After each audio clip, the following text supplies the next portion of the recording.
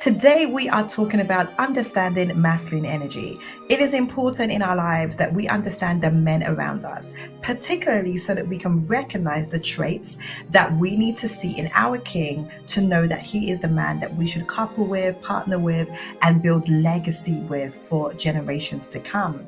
And so it is key that we know the signs, we know what masculine energy looks like, how it shows up.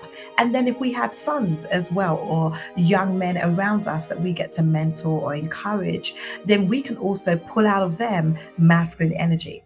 And so, masculine energy, in its simplest terms, it is about certain traits of assertiveness, strength, protection, and logical thinking.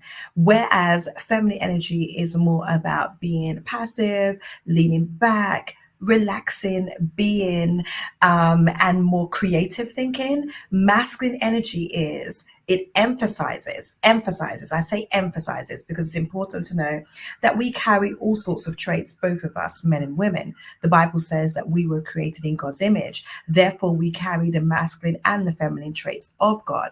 But when it comes to masculine energy and how it shows up, we must be looking for these things: strength, assertiveness, protection, and logical thinking. And we see this throughout the Bible, even in how God conducts his, word and things like that. We see in God's traits that there are leadership things that we understand. And we see that in the life and lifestyle of Jesus as well. That will kind of highlight to us whether or not we are going down the right path with this particular man. And when we look at this, one of the core characteristics of masculine energy is leadership, strong leadership, being able to make good and strong decisions, and resilience. Have you noticed how decisive they get about making decisions? We see that they're able to have this sense of leadership in the room. They take authority over things, and they're resilient in being able to rise up from breakups, from being bankrupt, from different situations, different things. They're able to rise themselves up, but with strong leadership, resilience, and decisiveness. So when you look at different millionaires and billionaires and they talk about how they lost money, then they gained money, then lost money, they gained money again, you'll see when you listen to their story, you'll hear this element of strength. You'll hear this element of decisiveness of purpose and this oneness of thought that allows them to get to a place. And the difference between how they do it and how we do it as women is that we tend to be a bit more creative. We're not as logical in our thinking. We're resourceful in a way that we're thinking of all the ways it could be done. And a man is thinking, how can I get there faster? How can I do this quickest? What is the most efficient way to do this? Whereas we're thinking, well, how does this feel? Is it good for me? All the things. There are different ways that our minds work. And there are different ways that we explain things and display things in the world, which is why it's so important that we definitely celebrate masculinity and we celebrate femininity in all of its forms and all of its spectrums. And when it comes to the role of masculine energy in relationships, it is about complementing each other. A man and a woman, we complement each other. In Eastern philosophies, they talk about the yin and the yang. And essentially, what we are doing together is creating balance and harmony. That's why polarity is important. We are to be companions. The Bible says it this way: indispensable companion. You have what he does not have. So there's no need for both of us to lead in this marriage because I am following the leadership of my husband, of my king. I'm following his leadership. I'm coming under his mission, the mission that he has created and made clear to us in our lives, in our family, in our household, so that I know where we're going. And when we respect these energies, this is what happens. We're able to enhance our personal and romantic relationships. Oftentimes when I need help from someone and I need to get something really quick, I will ask a man. I will message them or whatever, and we can just say, hey, so-and-so, can you help me with this? I have this dilemma. And they will just be like, bum, bum, bum. When I call my girlfriend and I ask them the same question, I get a really different response.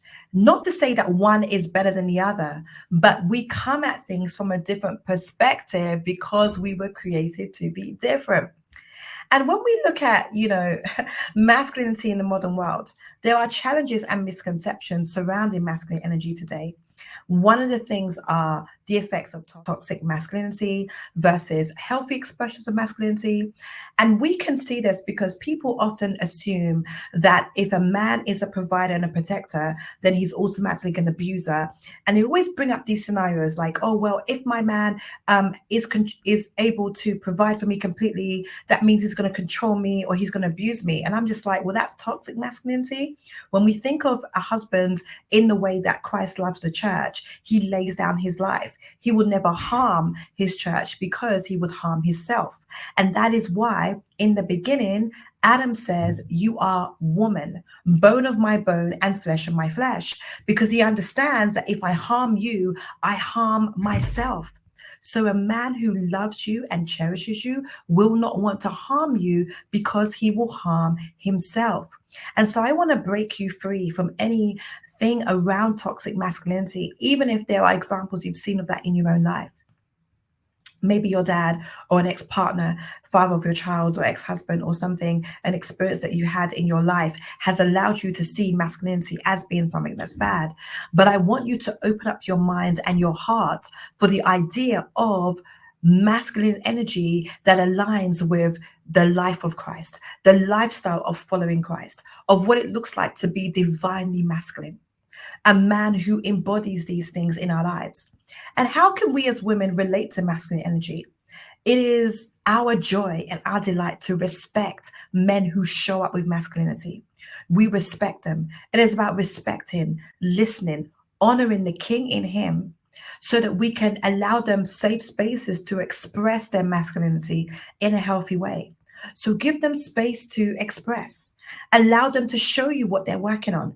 Allow them to speak their vision and be able to share what it is that they're going through, but hold in space for them where you don't mother, where you don't offer a solution, but rather you let them know that they are being heard.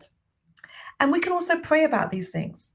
We can pray about it and ask God to show us ways of how we can strengthen and honor masculine energy in our lives.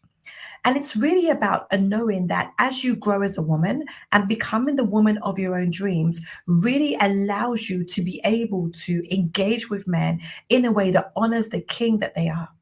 And I want to ask you a question.